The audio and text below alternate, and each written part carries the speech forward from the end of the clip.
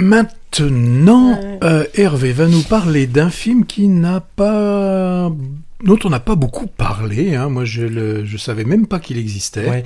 Je pensais qu'il allait sortir des écrans, mais j'ai vu qu'il est encore disponible sur certains écrans. Alors, j'ai parlé tout à l'heure d'un très bon film français qui souffre d'une sous-exposition. Ce que je déplorais, c'était On vous croit. Même topo pour un long métrage américain, cette fois, que je vais m'employer à défendre.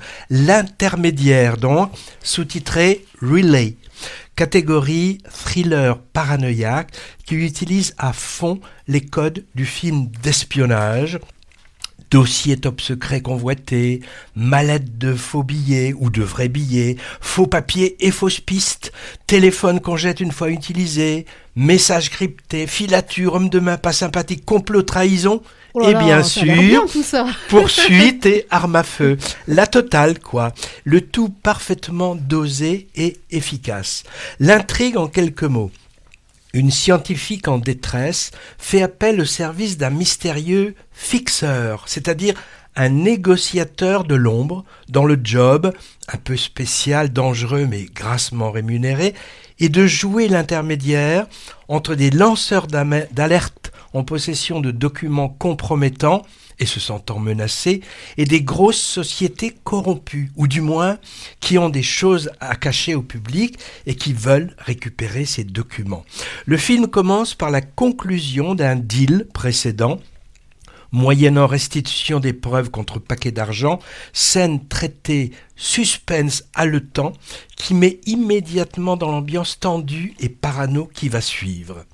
Et ce qui va suivre, c'est la nouvelle affaire qui va occuper tout le récit, avec plein de rebondissements à la clé. Notre fixeur tient absolument à l'anonymat, donc pas de contact direct entre lui et les différents protagonistes. Enfin, normalement, mais il y aura des entorses à cette règle. Une des originalités du scénario est qu'il utilise, pour correspondre avec eux de manière sécurisée, un dispositif conçu pour les personnes sourdes et muettes, un genre de clavier portatif comme sorti des années 80, genre Minitel, qui permet d'envoyer des messages écrits à des opérateurs d'un service de télécommunication appelé Relay, c'est le titre original du film, qui les lise à haute voix ou les transcrit sous forme de texte, transmis au destinataire, sourd ou muet. Un genre de service public américain pour handicapés. Je ne sais pas si ça existe vraiment, mais cette trouvaille qui revient souvent est vraiment intéressante et participe à distinguer ce thriller du tout venant du genre. Ça lui confère un petit côté vintage. Bon, on a aussi l'utilisation de joujoux électroniques très modernes par ailleurs.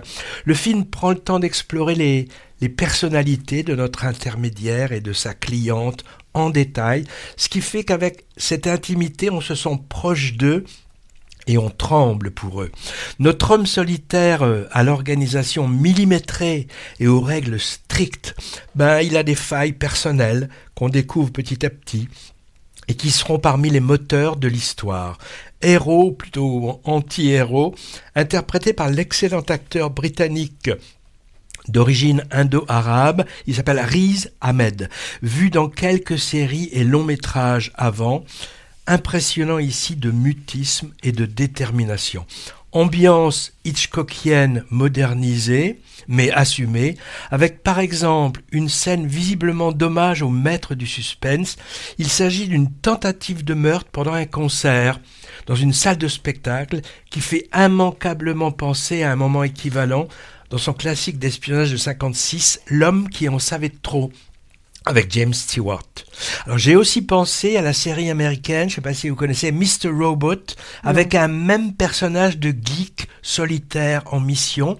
Dans la série, c'était un hacker de code informatique qui agissait pour nuire à de grandes entreprises malfaisantes. Et en plus, l'acteur Rami Malek, qui l'interprétait, celui qui avait été révélé en Freddie Mercury dans le biopic Bohemian Rhapsody, il présente une grande ressemblance physique avec l'interprète de l'intermédiaire. Alors, en y regardant de près, Alors on peut bien sûr chipoter et trouver dans ce récit des incohérences scénaristiques ou des choses pas clairement élucidées, mais comme j'ai globalement marché à l'histoire et à la manière dont elle se déploie, j'ai pas cherché à aller plus loin. En tout cas, il y a un twist final qui m'a vraiment bluffé, je ne m'y attendais pas du tout. Je vais vous le dire tout de suite justement. Mais non. Non, surtout pas. Alors pour terminer, en plus d'avoir vraiment apprécié cet intermédiaire palpitant, signé du réalisateur britannique David Mackenzie, je ne connais pas son travail précédent, j'ajoute que j'aime beaucoup l'affiche du film et son parfum vintage qui résonne un peu avec celui du film.